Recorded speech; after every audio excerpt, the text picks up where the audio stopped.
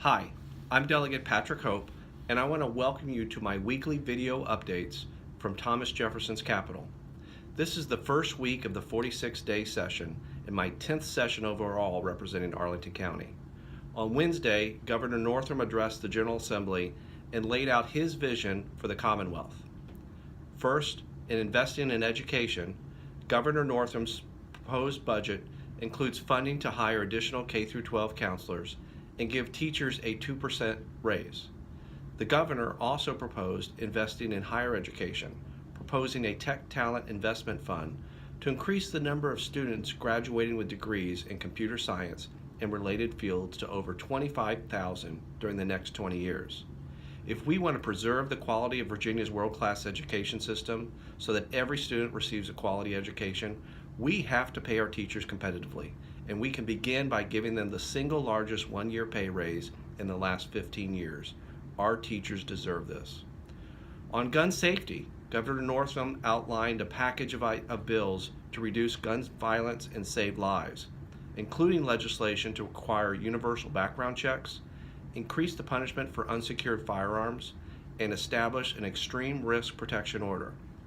These are common sense, reasonable proposals to prevent gun violence and save lives. I believe these bills will find a middle ground, protecting public safety and keep guns out of the hands who shouldn't have them.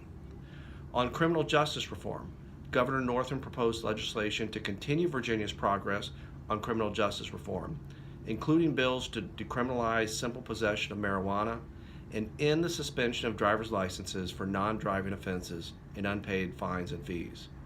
We all agree the importance of keeping Virginians safe, but we shouldn't waste valuable law enforcement and court resources on laws that don't enhance public safety.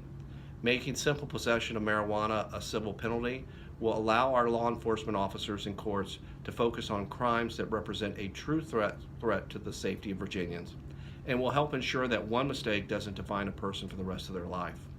We shouldn't be in the business of punishing people for being poor. You can't make money to pay your court costs if you can't drive to work. Ending driver's license suspensions for unpaid fines and fees will help ensure Virginians can remain productive, contributing members of their communities.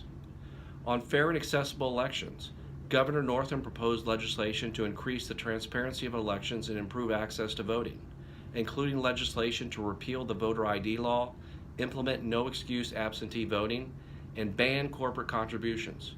We are long overdue for campaign finance reform in Virginia. It's time to place reasonable limits on contributions and improve transparency for Virginians. It's long past time we remove unnecessary and discriminatory barriers to the voting booth. I'm excited to see the governor advance these common sense voting rights measures. On other important bills moving through the legislature of importance is Virginia's efforts to ratify the Equal Rights Amendment, which we made some real progress on in the Senate earlier this week, and our attempts to tackle redistricting through a constitutional amendment. Well, that's all for this week's update. Please stay tuned next week as we report progress on other significant bills making it through the legislature.